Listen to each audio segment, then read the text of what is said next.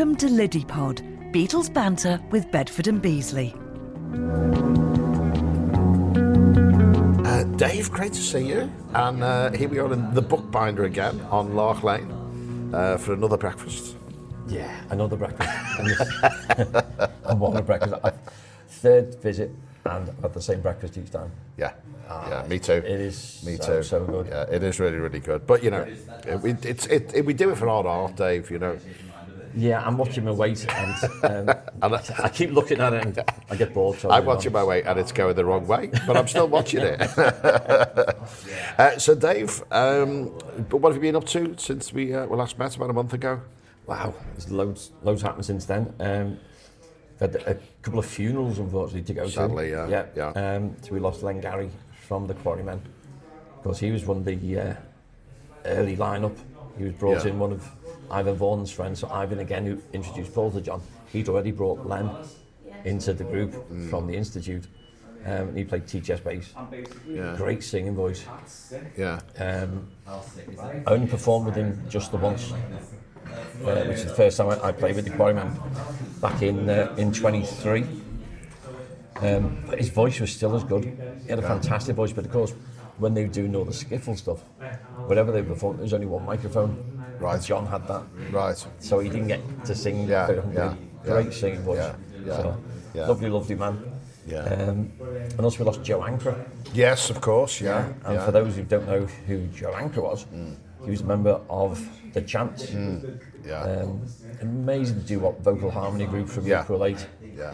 Absolutely fabulous. And I interviewed him many moons ago for my second book, The Fab 104, The Evolution of the Beatles. And he was just such a lovely man. Yeah. He'd grown up in the Dingle. Started this vocal harmony group. Superb singing voice. And the Little Beatles connection, of course, is when they went to see Little Richard at the Tower Ballroom in New Brighton. They were there when the Beatles were there as well. Right. And Joe and Paul got talking to each other. Yeah. And Joe said, well, we've got a group. Oh, great, what do you play? None of us play, we only sing. You what? So Paul was intrigued and said, tell you what, come down to the Cavern tomorrow and let's see what we can do. Yeah. So the Chants go down to the Cavern, and the Beatles were just so impressed with them. They said, right, we're going to back you. Yeah. So they actually backed the Chants. They backed the Chants. At the end of 1962. Brian signed them. Yeah. So they played on the same bill as the Beatles several times. Okay. But I just think Britain wasn't ready for a black group yet. Yeah. It still took a bit of time for the Motown American stars to make it. Yeah. So, unfortunately, just not the right time. It wasn't. Just not the right time. Fantastic singer. Yeah. And of course, out of the Chants came the Real Thing. Yes, of course. Yeah. Who did have major success on both sides of the Atlantic. Yeah, absolutely. Fabulous. So his funeral again, with both of them, they're both amazing celebrations. Yeah, of life. Yeah. And their achievements, and right. Yeah, neither of them will be forgotten. So brilliant. Well, sad, but good. Lovely people. Really good. All part of Liverpool's music history. Yeah. And talking about Liverpool's music history, there's a new trail, isn't there, in Liverpool? Yes. There's a brand new trail. There was a group set up about 10 years ago now called the Beatles Legacy Group. Yeah. Looking really, I think, we're not part of it. We're not important enough to be part of these groups. They don't do breakfast, so we turn them down. Yeah, we turn them down. They meet in the afternoon. It's no good for us. And they were set up about 10 years ago because there was a major survey done about how valuable the Beatles are to Liverpool financially. And out of that came the Beatles Legacy Group. It's actually fronted by a guy called Peter Hooton. If anybody knows Liverpool groups from, what are we looking at, Dave? I don't know. The Farm, all together now. Yeah, we're looking at late 80s, early 90s then, aren't we? And he fronts it. And they've created a music trail looking at, in particular, venues. Yes. But sort of, the Cavern is on there, obviously, but it's post-Cavern, so it's people like places like Eric's and venues Cream. Like that, Cream, and where music was played or where bands played. And it's quite a good trail. You know, there's it looks like vinyl discs on the wall. there's a little QR code. When you go scan the QR code, you get a minute video of Peter Hooton telling you about the venue. And obviously, he knew a lot of these venues because he still is the lead singer of the Farm. So it's quite another little addition. It's not a Beatles edition, although the Cavern is in there. But it is another little addition to those people who are music fans coming into Liverpool. And Liverpool is a music city, and it is more than just the Beatles, It is, yeah. They're part of that first major evolution. But and let's not forget, and we haven't written this down as a nice segue, Dave, but let's not forget, you say it is a music city. It's been a music city for a long time. Yeah. The Beatles didn't suddenly pop up as the first band to play music in Liverpool. Liverpool's been a port city for 300 years. Yeah. It's always been a city which has been willing to embrace cultures from around the world, and that includes music. So music was always integral to Liverpool life. It had a massive influx of people from Scotland, Wales and Ireland, big musical heritages.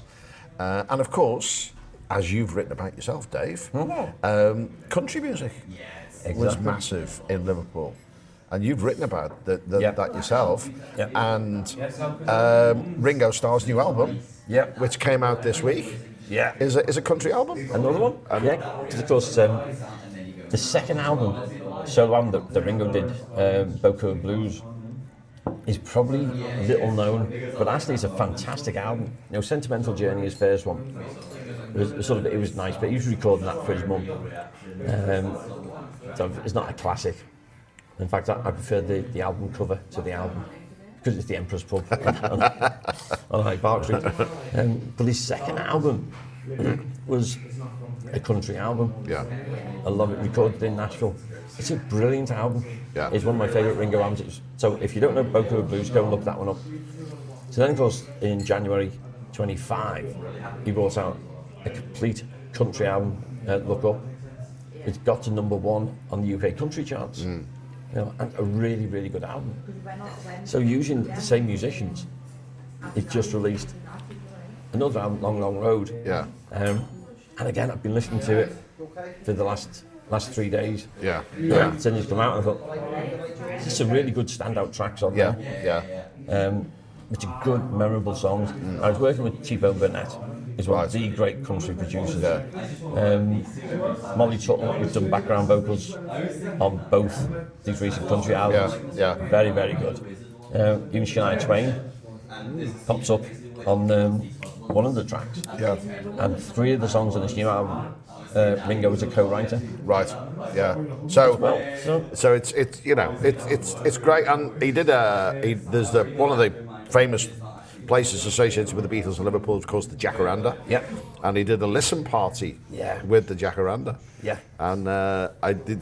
You were telling me about the video he did, but he mentions the Jacaranda. Can't believe it's still there. Yeah. How cool. Yeah. So he remembers that fondly, and that supposedly is the first time Ringo ever saw the Silver Beatles. Yeah. Because Roy's done the Hurricanes already well established. Yeah.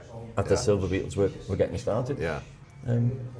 But picking up your point, saying that the reason why Ringo's gone to country is because we have this amazing country music history here. We were known as the Nashville of the North. Yeah. And because of the Irish tradition of bringing all that music in and other British folk and country influences, country music was massive in Liverpool. And of course, what I realised once I started digging into the country story is look at skiffle, which is what gets the guy started, has its roots in country music. All the artists that inspired the Beatles had their roots in country music as well. They're talking, Carl Perkins, Elvis, Buddy Holly. All these people started in country music. Yeah. John and Paul wanted to be Don and Phil Everly. The country music there, and you then take that on through the Beatles albums. And John said Beatles for Sale was their country and western album. So, and it is, you can hear the heavy country influence. So doing that with the research for the book The Country of Liverpool was fascinating to realise how important country music was. So it should be no surprise that the biggest country music fan, Ringo, has done another country album, because that's the music he loves the most. And they're really good tracks, nice mixture of country, Americana as they call it now, some country and western, with nice swing in there. So it's a really, really good album. Yeah. So, Because I mean, I can remember, I grew up in the '60s, and there were so many country bands around at that time. Yeah. My mum's side of the family were very big country fans. Yeah. And at that time, what you watched on television was cowboy films. Exactly. Westerns, Yeah. and so you can see where the likes of Ringo would have got that sort of exciting influence from, to explore the music even more, And one of the TV series was Johnny Ringo. Johnny Ringo, yeah. And of course, Ringo got his nickname while he was with Rory Storm and the Hurricanes, who were all taking cowboy personas, Yeah. like Johnny Guitar. Yeah, So, even the Searchers took it from the film. I can't remember what it was called. What was it called? Oh yeah, the Searchers. So American culture was massive in Liverpool. Yeah. So it's no surprise that country music was big. Yeah. I think Hank Walters, who was a local country legend in Liverpool, he started his first country group in 1947. It's incredible. So we're nearly 10 years before skiffle takes off. Yeah. So there was country music around the pubs of Liverpool as those lads were growing up. Yeah. And as I like to tell my American cousins, country music, they think it comes from the Appalachian Mountains and takes off in America, but actually the people who took it to the Appalachian Mountains were the Ulster Scots. Yes, of course. So they were taking British and particularly Celtic folk music. Yeah. They took that to America. That then becomes American country music. So it's no surprise that it was popular over here. Yeah. Because we started it anyway. Yeah. Well, that's it. I can remember because I was in America in September time, and we went to New Orleans, Memphis, Nashville, and several places along the way. One of which is Lafayette. I went to a Cajun night in Lafayette, and looking at the story of Cajun, even that sort of Scottish link as well. With the emigrants as we saw them, immigrants as Americans saw them. Coming into to bringing that music with them, But I think Liverpool, for those people who don't know, historically Liverpool has had connections with North America. Well, connections across the world, really. Yeah. But it's had lots of strong, very, very strong North American connections for hundreds and hundreds of years. Yeah, absolutely. And there's not many countries in the world that can say they had an integral role to play in the American Civil War, and things like that. So it is a fascinating history. And now manifested itself in country, which is making a bit of a resurgence in the UK, isn't it? Huge. And there's country shows appearing on the theatres all the time. Yeah. Even got Beyonce releasing a country album. A country album, Which you never would have thought of. Yeah. But the thing is that these days, if you go back to like the 50s and 60s, there was country and there was country and western. Yes, yeah. Now, within that, like with skiffle, there was down to the blues. Was in there. And it was your typical songs of she loves me, I love her, we love each other, now we don't love each other, she's left me, I'm going to cry.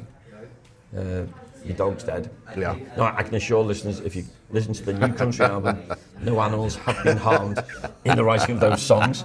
But there's the usual sort of love songs and stuff. But that's great. The great thing about country music, which is what I always loved about it, is it's a storytelling form of music, and that's what folk music has been for centuries. Yeah, it tells stories. It's telling stories, particularly populations where people couldn't read and write. That's how you passed on your history. And true. That is at the heart of good country music. It's still telling stories. But now there's so many genres and sub-genres of just about anything can be described somewhere loosely in. With country. With country, but no, it's great, and it's a good album of Ringo's. So Ringo and Paul still very, very active, very active. But we've got Paul's album to look forward to. Paul's album coming out. The boys of Dungeon Lane. And we've been up to Dungeon Lane.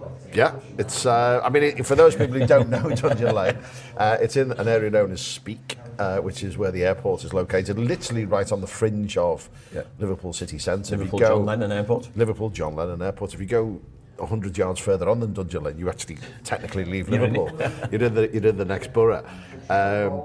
And it was very, very close to where Paul lived in two houses in Liverpool, and sadly not as accessible as it was. So I remember taking my daughter down Dungeon Lane because it was directly under the flight path for the airport, and the airplanes were like literally 50 foot above your head, you know.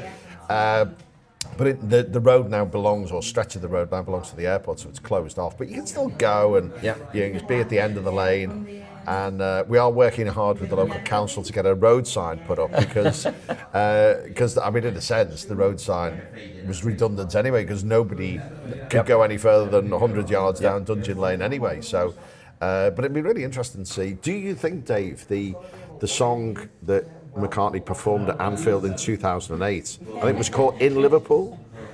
That one. And it was never released as a recording. Do you think that? No, that wasn't it.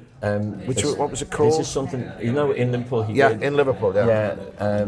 He did that as a live performance in Liverpool, and it was released on the Liverpool Auditorium DVD. Of course, as an extra. on the DVD. That's right. But within the lyrics for that song, they mentioned the boys of Dungeon Lane. Yeah. So he's obviously had that bit going round in his head for a long time. Because this was like, well, I mean, he did the concert at Anfield, didn't he, in 2008? You know, so that's nearly 20 years ago now. You know, so it's been going around in his head for a long time. Long time. And of course, the importance of Dungeon Lane before the airport took over is they would walk down Dungeon Lane and they'd take you to Oglet Shore.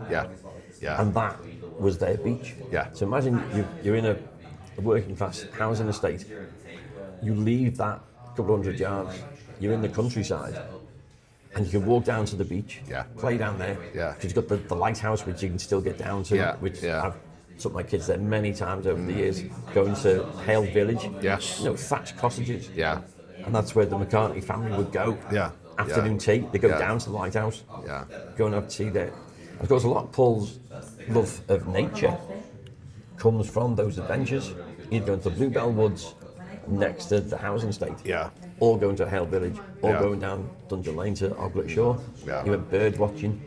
So it was an important place for Paul growing up. And in formative years as well. Absolutely. You know, just before he moved to Falkland Road, formative years for him. Excited to hear the new album when it comes out. A lot of nostalgia, which is great. And talking about Paul, I said last time I hadn't watched. Let's go back one step. I hadn't watched the Wings documentary. I have now. It was great. Really enjoyed it. It was good. Really well done. Nicely put together. Lots of interesting stuff. And I think you said last time there's some things that you found out from it. Which me too. So that was good. But Paul McCartney's lost bass. So yet another documentary on Paul. But again, well worth a watch. Because this was the original bass, Hofner bass he'd bought in Hamburg in 1961, which he kept with him, and obviously recorded, played with it, and that went missing donkeys years ago in the early 70s, and he'd had it in with a lot of equipment in the van, and the guys who acted as roadies had sort of left the van, parked up in London, and cleared off overnight. Come back in the morning, expecting everything just to be there, and realised the tailgate had been lifted and the bass, amongst other stuff, had been stolen. And that was it. And everything went dead. Nobody knew anything. It disappeared. And then suddenly, years later, and without spoiling the whole plot, I think, because it's loads of coincidences of people who knew people having a conversation. And it turns out that this one guy had nicked it. He went to realise it was McCartney's bass. There was talk of being thrown in the river, and it ended up just up in the loft of somebody's house. And so that guy's son, has come forward and said, don't judge me dad too harshly. But they were able to recover the bass, and then the guys worked on it, tuned it up, cleaned it, everything like that, and presented it back to Paul.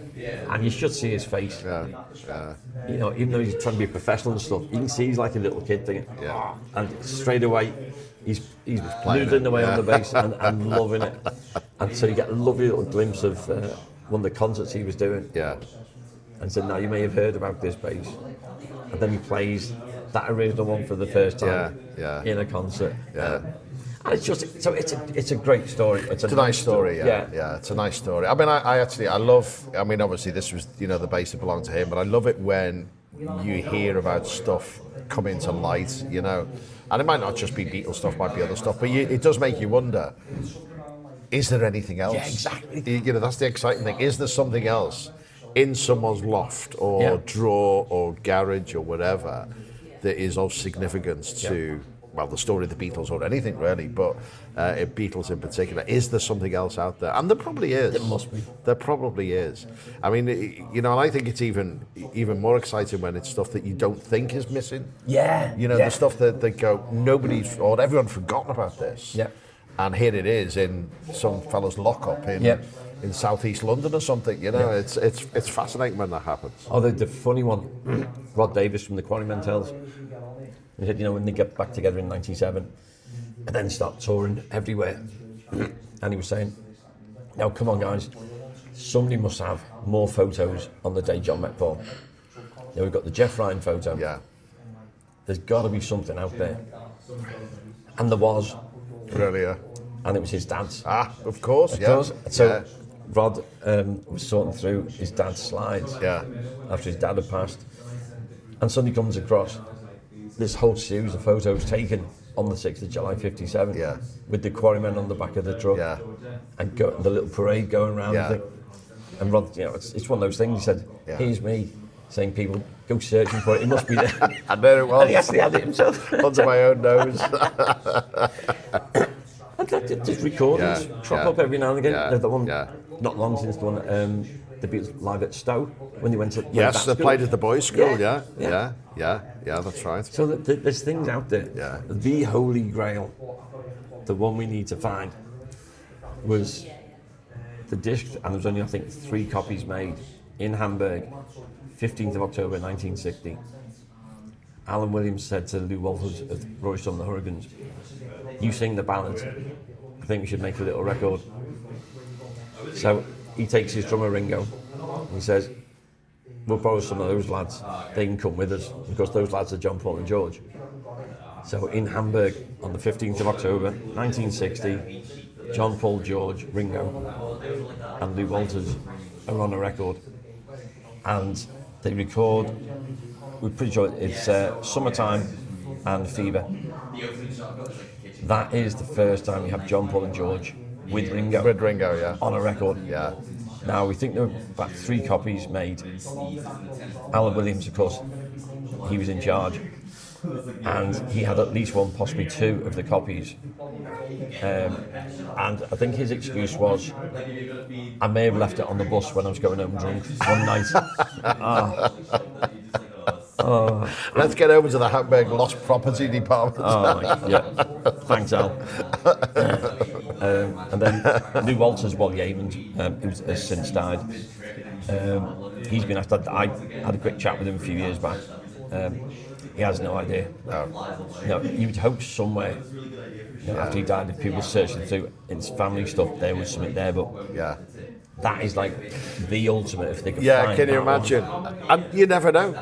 You know, you never know. It could be somewhere, and people know it's there, but they don't know what it is.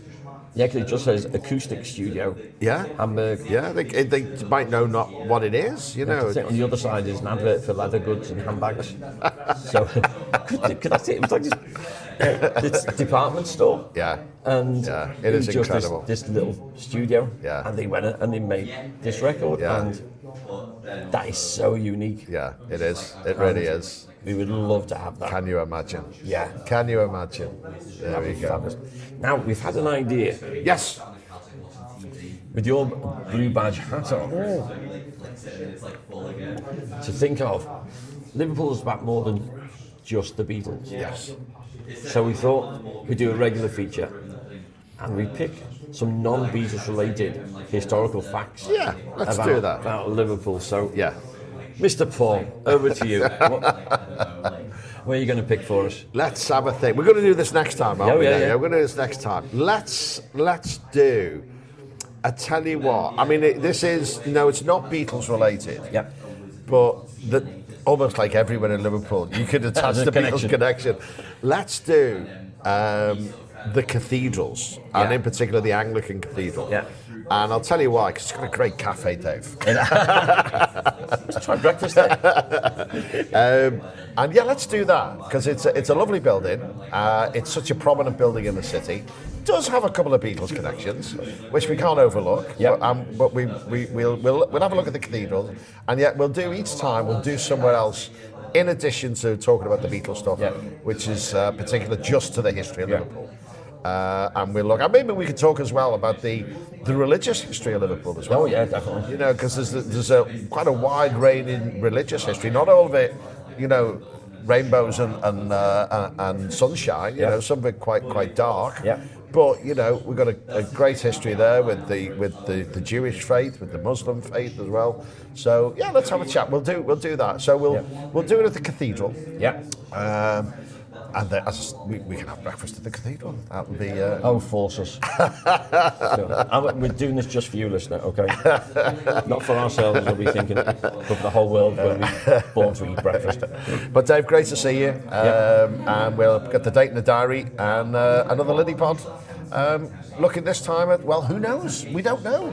That's the great thing about the Beatles. We never know what's going to happen between now and then. I know, exactly. Good stuff.